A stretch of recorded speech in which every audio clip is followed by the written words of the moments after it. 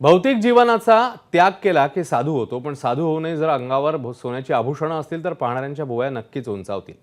पण आवाहन आखाड्याचे महामंडलेश्वर अरुणगिरी गोल्डन बाबा म्हणूनच ओळखले जातात. त्यांच्या शरीरावर जिकडे तिकडे सोन्याचे दागिने दिसतात. घड्याळ, चष्मा, त्यांचं सिंहासन हे सारं सोन्याचं आहे. हे वैभव नव्हे तर आध्यात्मिक अनुष्ठानाचा भाग आहे असं ते म्हणतात. पण या अरुणगिरी बाबांची आणखी एक ओळख म्हणजे त्यांना पर्यावरण बाबाही म्हणतात. 2010 पासून ते वृक्षारोपणासाठी रोपटी वाटतायत.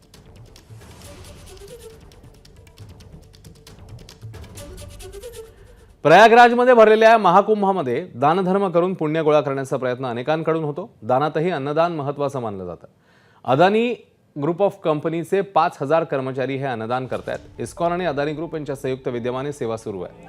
13 जानेवारी ते 26 फेब्रुवारी असे 45 दिवस अन्नदानाचा हा महायज्ञ सुरू राहणार आहे.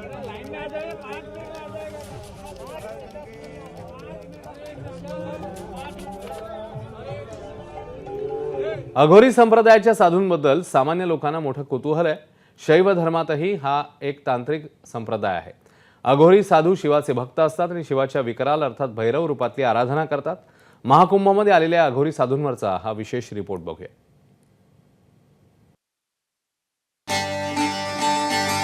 यज्ञ पेटलेला आहे.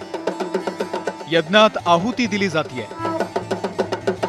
समिधान, शाकल्य आणि सद्गुरूंच्या मार्गदर्शनाखाली घोर ते अघोर अशी यात्रा महाकुंभमध्ये सुरू आहे. अघोर साधनेचा हा मार्ग जगाच्या कुतूहलाचा विषय आहे. हे अघोरी कोण आहेत याची सगळ्यांनाच उत्कंठा असते. या अघोरींची पूजा पद्धती असते कशी? अघोरी बनण्यासाठी नियम आणि नेमके मार्ग काय आहेत?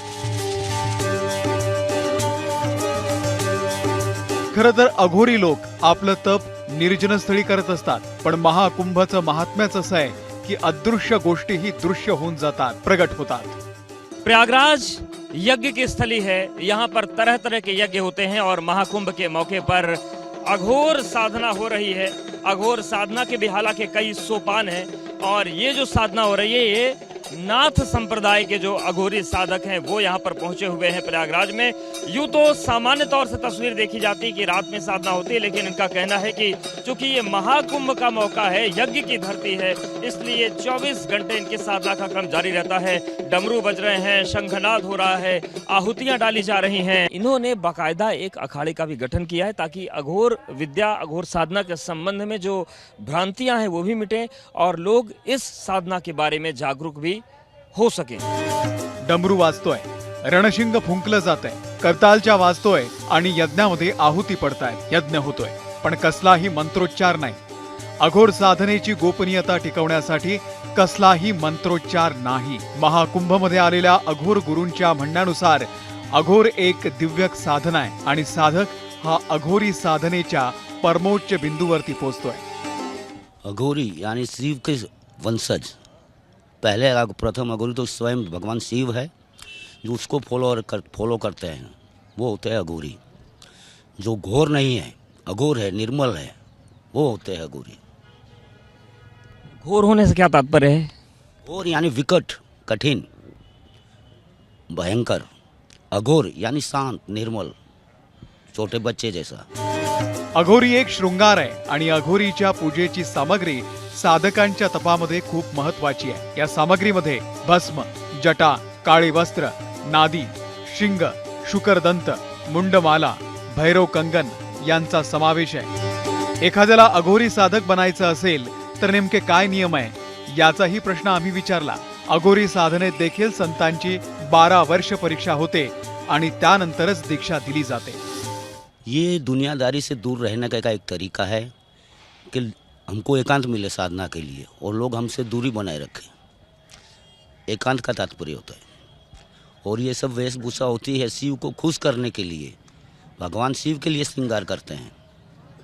तो आप लोग के श्रृंगार में क्या-क्या चीजें होती हैं? प्रमुख चीजें क्या हैं अघोरी के श्रृंगार की? अघोरी के देखो कई चीज़ें ऐसी आती है, जैसे अस्थिमाला है, मुंडमाला है, ठीक है, अलग अलग चीज़ें आती है, रुद्राक्ष माला है. श्रृंगार काफ़ी जैसा साधक होगा, जो इच्छा आएगा वो धारण करेगा. वो और काले कपड़े का क्या तात्पर्य है? काले कपड़े का मतलब होता है सबको मिला के जो बनता है वो काला होता है. और वो शून्य का प्रतीक है, शून्य का प्रतीक रखते हैं हम. क्योंकि दूसरे वस्त्र को आप बदल सकते हो, चेंज कर सकते हो, काले को आप चेंज नहीं कर सकते। और ज़्यादातर हमारी साधनाएं होती है जो अवशोषित हो जाती है, काले वस्त्र में हमारे तक ही रहती है, उसकी जो भी ऊर्जा है वो हमारे तक सीमित रहती है, यानी कि जो साधना की ऊर्जा है वो कहीं जाए ना, उसके लिए काला। उसके लिए काला है। तो क्या फिर रात में साधना जो होती है इसीलिए विशेष मानी गई?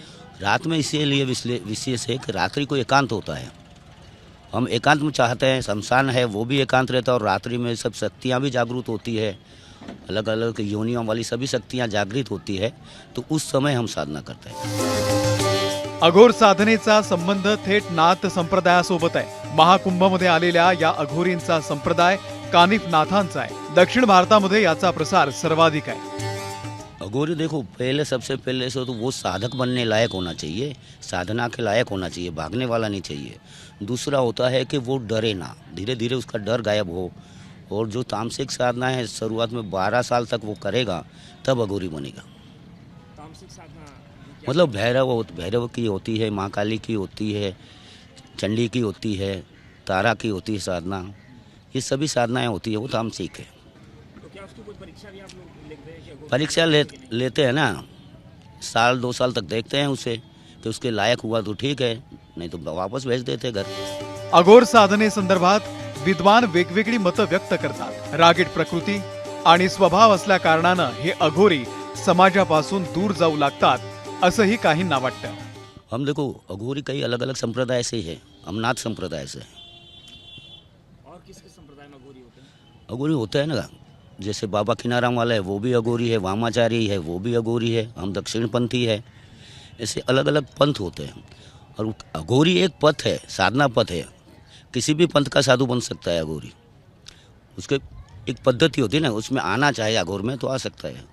अघोरी होता है नारियल की तरह, बाहर से सख्त रहेगा, अंदर से सॉफ्ट रहेगा, और वो उसकी वेशभूषा इसलिए है कि वो लोगों से दूर रहे, एकांत रहे, और उसे एकांत में साधना का मिले। बाकी अघोरी किसी को नुकसान कभी नहीं करता। अघोर के नाम पे जो तांत्रिक लोग होते हैं वो नुकसान करता है, अघोरी किसी का नुकसान नहीं करेगा, हाँ भला अवश्य करेगा। कोई प्रॉब्लम वाला जाएगा उसके पास में तो उससे बनेगा तो हेल्प करेगा, कोई भी नेगेटिव एनर्जी कैच करेगा तो उसको वो सब घटा देगा। और तंत्र का सबसे मास्टर होता है, और एक यूनिवर्सिटी अपने आप में, एक अघोरी अपने आप में यूनिवर्सिटी होता है। ये बताइए कि जो अघोरी साधक हैं इनकी क्या जो तांत्रिक शक्तियां हैं वो बहुत ज़्यादा हैं क्या? किस स्तर तक एक अघोरी तांत्रिक जा सकता है? देखो, ऐसा कोई पैरामीटर तो है नहीं, न ही ऐसा कोई यंत्र बना है कि जिससे हम उसका माप तोल करके आपको बताएंगे।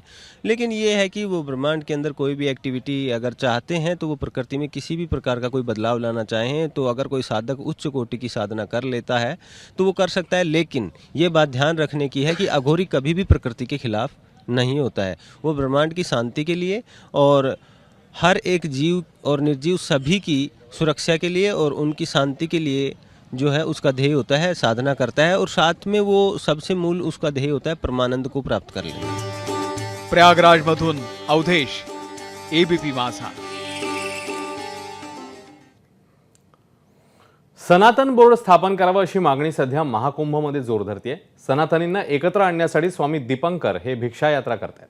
दीपंकर स्वामींनी मानव शृंखला बनवली आणि सनातनींना जोडण्याकरता त्या घोषणा दिल्या जात आहेत। हिंदू समाज जातींमध्ये विभागला जाऊ नये अशा शपथही घेतली जाते।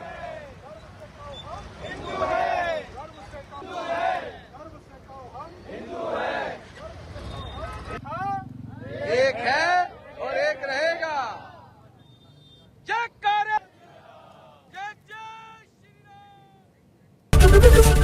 एबीपी माझा, उघडा डोळे बघा नीट।